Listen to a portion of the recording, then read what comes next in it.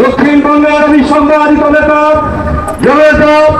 জনাব হাবিবুল ইসলাম হাবিব উভয় দলের প্লেয়ারদের মাধ্যমে প্রমোটরের মাধ্যমে আজকে এই অনুষ্ঠানের উদ্বোধন করবেন তারা কলরোয়ার গণমানুষের নেতা, দক্ষিণবঙ্গের অবিসংবাদিত নেতা, যিনি সাতক্ষীরার মানুষের তারা কলরোয়ার মানুষের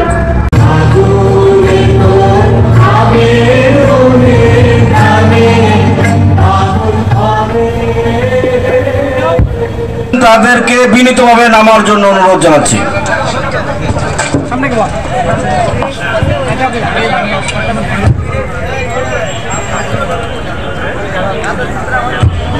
যশোর হলো সাদা, লাল শার্শা,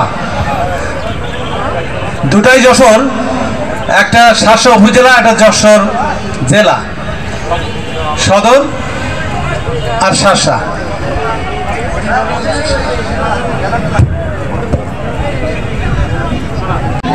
খেলায় প্রথম গোলদাতাকে পুরস্কার ঘোষণা করেছে গতকালের কৃতি সন্তান মালয়েশিয়া প্রবাসী শহীদ হোসেন। এই টুর্নামেন্টের উদীয়মান খেলোয়াড় যাকে পুরস্কার ঘোষণা করেছে NRBC ব্যাংক কলারোয়া শাখা।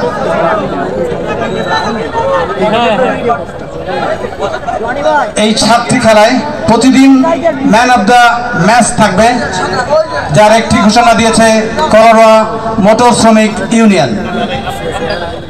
আমি এখন ধারাভাষ্যে ফিরে যাচ্ছি। এগিয়ে আসছেন ধারাভাষ্যকার সিনিয়র শিক্ষক আলিয়া মাদ্রাসা কলারোয়ার শেখ শাহজাহান আলী শাহিন।